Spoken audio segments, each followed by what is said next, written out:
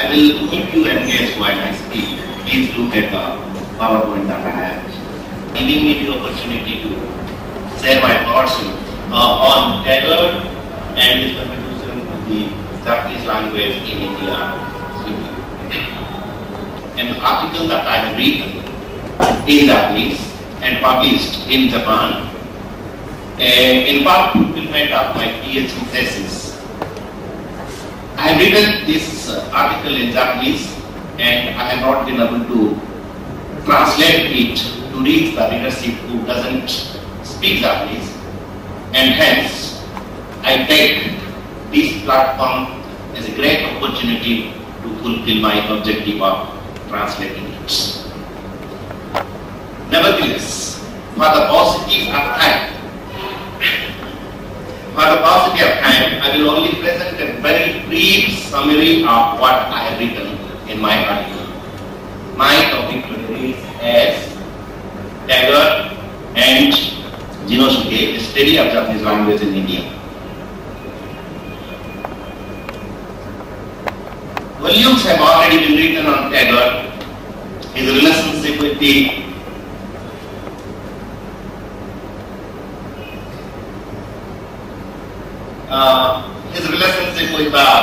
Japanese friends, his interpretation of Japan, both before the Japanese aggression on China and after it. But I still believe that the saga, the story of Tagore will not be complete without studying his contribution to the study of Japanese, introduction of Japanese language education in India. Many scholars have already one of the pioneers in East and West, where he says, in 1905, Rabindranath Tagore sent to Japan for a teacher in judo and Japanese language. Sano Jinosuke answered this call and stayed in Santiniketan for several years. But I believe that these are only mentions, because after these mentions, no systematic study has been done on this particular field, that is the study of introduction of the Japanese language in India. So much so that we do not have the answer to some very basic questions, such as why was Japanese language education introduced in Santiniketan? What are the necessity for that in the beginning of the 20th century? How was Japanese language education implemented after its introduction by Rabindranath Tagore? How was it taught? Because at that time, Japanese language, the teaching methodology to teach a foreign language had not developed. And last, but very important question is, what kind of difficulties did it encounter in India? These questions have not been yet answered. Why? Why no research has already have been done in this field? One can think of various different reasons. And the basic reason apparently is that there was no availability of suitable materials to develop such research. Hence, when I read in his book that Sano Jinosuke, on the invitation of Rabindranath Tagore, came to India to teach Japanese language, I wondered if Sano Jinosuke might have left some materials behind which can be utilized for carrying out further research. When I was in Japan last year, that I collected the books that have been written by Sano Jinosuke before you. I will only introduce what has been written by Sano Jinosuke. I will not give my interpretation. I will just give some, I will quote him and I will leave it for you for your own interpretation. Well, This is Sanoji Nosuke's photograph that I have taken from Azuma Sensei's book which was published in 1908. The encircled this person is Sanoji Nosuke. Sanoji Nosuke was born in the year 1838. Thus, he was 21 years younger than Taylor and passed away 4 years before the demise of Taylor. It is not known as to in which town Sanoji Nosuke was born in, but Ishida Shintaro that was published in 1917, which will be introduced very soon. Ishida says, my friend Sano graduated from the Keiyo Gijuku School. Keiyo Gijuku School is the present day Keiyo Gataya. So he says, my friend Sano graduated from the Keiyo Gijuku School in the year 1905, and soon after his graduation, he got an invitation from the great poet Taylor and went to his place, that is Shantiniketan, as a teacher in the school which Taylor had established in Shantiniketan. And he goes on saying, during his 9 years sojourn in India, he visited many places like Kochi and Bihar. Please read it as Bihar.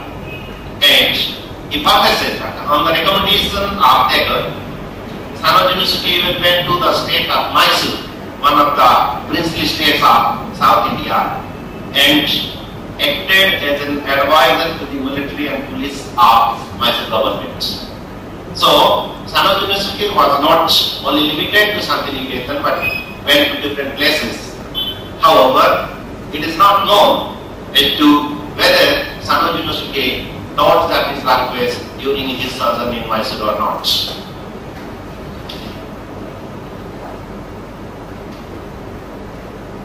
Well, now let me come and let me turn to the writings of Sanoji Nosuke.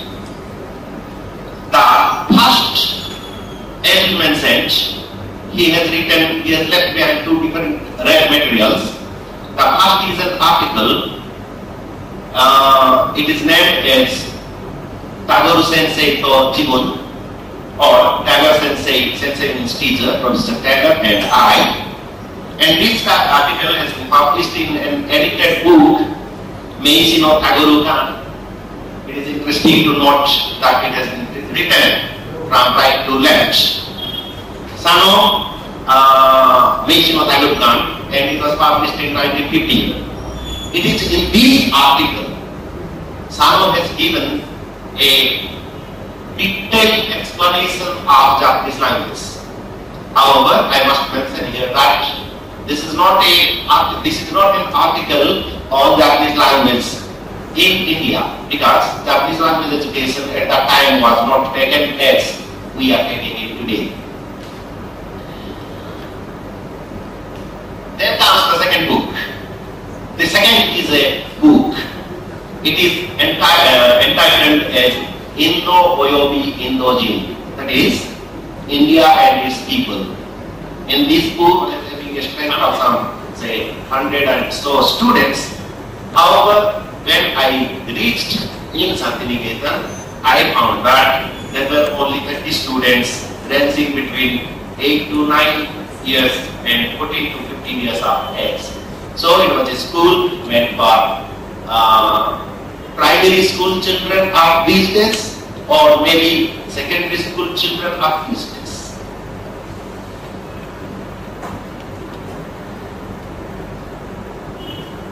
Sano has not given any hint about how he came to India, that is, who recommended him to come to Shantiniketan. However, in India we have a general belief that Sano would have come under the recommendation of Okakura Tenshin, the great friend of Taylor. But from Azuma's work, we get a totally different picture about it. Azuma writes, in 1902, or he came to Shantiniketan as the first foreign student. He was the first foreign student in the Santiniketan school, and he came under the recommendation of Okakura Tenzin. In 1905, that is 3 years after the visit of Hori, there was another visitor called Kawaguchi Satomi, and this Kawaguchi had a discussion. We died in the year 1901. So, and before his death, there are no instances of whether there was, definitely Tagore has not met Fukuzawa, but there are no instances whether there was any communication between them or not. But still, it is not only Okakura Tenzin who left an impact on India. As far as Japanese language and culture is concerned, Fukuzawa Ikuchi also, in a direct or indirect way, left an impact on Japanese language education in India.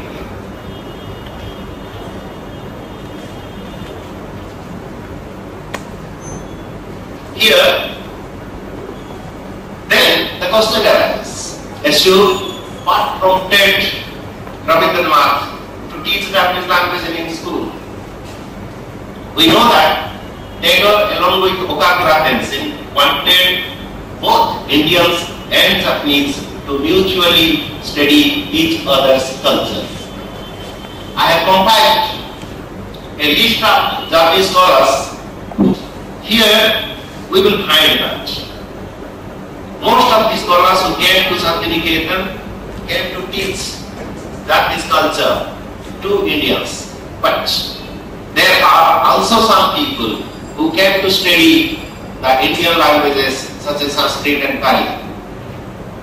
Means that Tagore had realized that language of a country is an essential element in order to understand the culture of that particular country. As a result, Tagore also felt the necessity on the part of Indians to study Japanese language. But since in those days it was not so easy for Indians to go to Japan to study Japanese language, Tagore probably proposed to plan to invite a Japanese language teacher to come to India during his discussion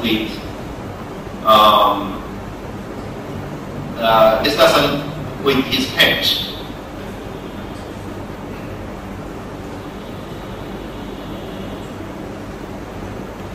Although Tagore introduced Japanese language, it doesn't mean that he did not face. It was very easy to teach Japanese language at that time, and he did not face any difficulty in it. Sano, in his own words, has written like this. He writes, there were about 30 students in Santiniketan when I reached there, and Ravi Sensei was not satisfied with this number. He wanted to increase the number of the students, but it was not easy because there are two reasons. First, there is financial constraint because it is a private school without any funds received from the British colonial government. And second is that there was persecution on the part of the British colonial government. There was restriction on the people to take admission in Santiniketan school. This is what Sano has observed during his stay, and that is why it was not, the number was not increasing. But in 1915, in the article which he published in 1915, he has mentioned that after Tagore got the Nobel Prize, the British colonial government was forced to remove the restriction that he had put on the Santiniketan school, and he says that there were apparently about more than 100 students who had enrolled in Santiniketan school at this time. Well,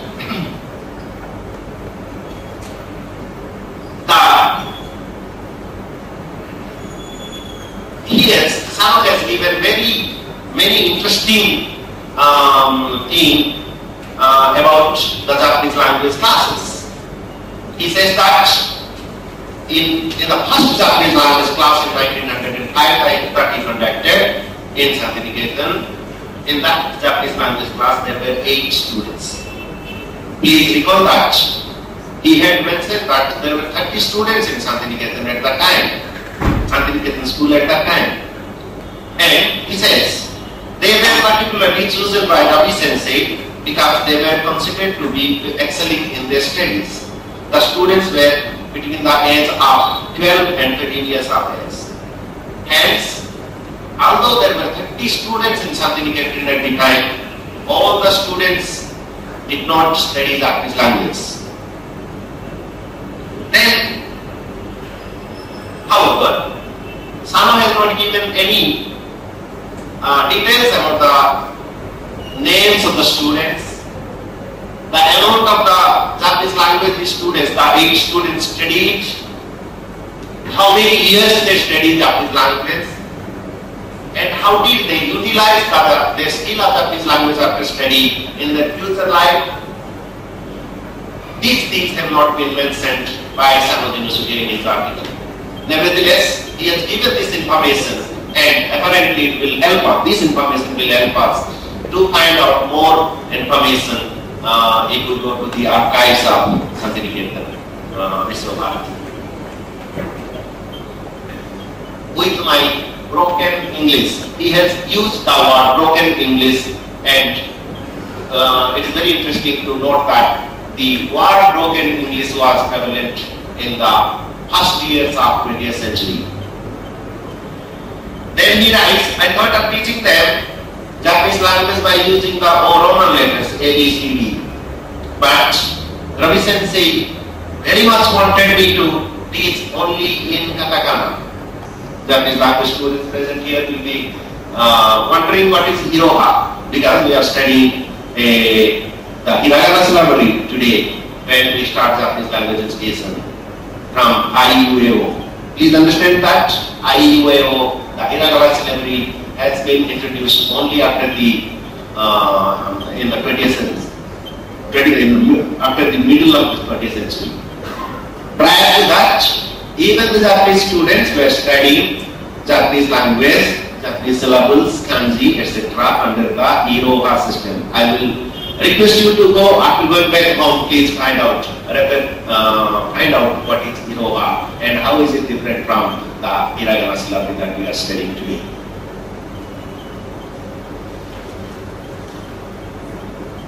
Then the fact that Japan, Sano is telling that I wanted to teach them through English, with the help of English, means that Japanese people at that time were very much aware that, were thinking that since India was a colony of English colonialism, so every Indian must be knowing English, and if I know English, then I will be able to communicate with them. That means the importance of importance of English in India was a talk in Japan.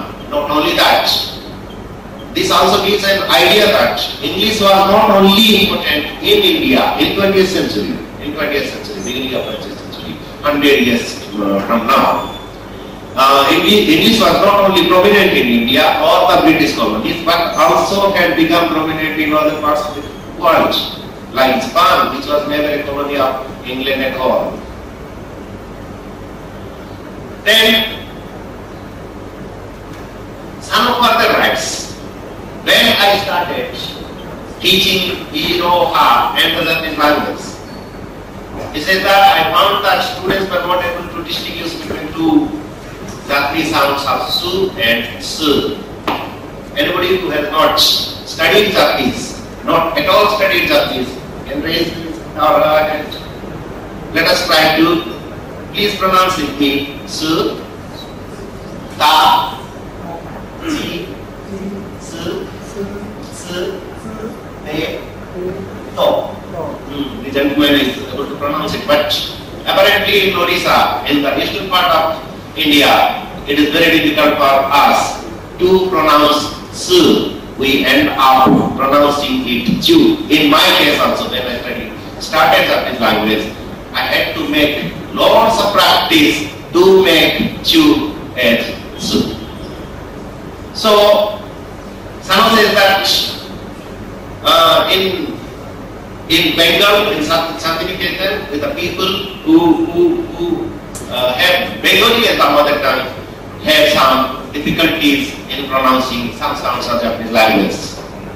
He even says that the Bengali people are pronouncing school as school, the Dantasya, and Sanskrit as Sanskrit.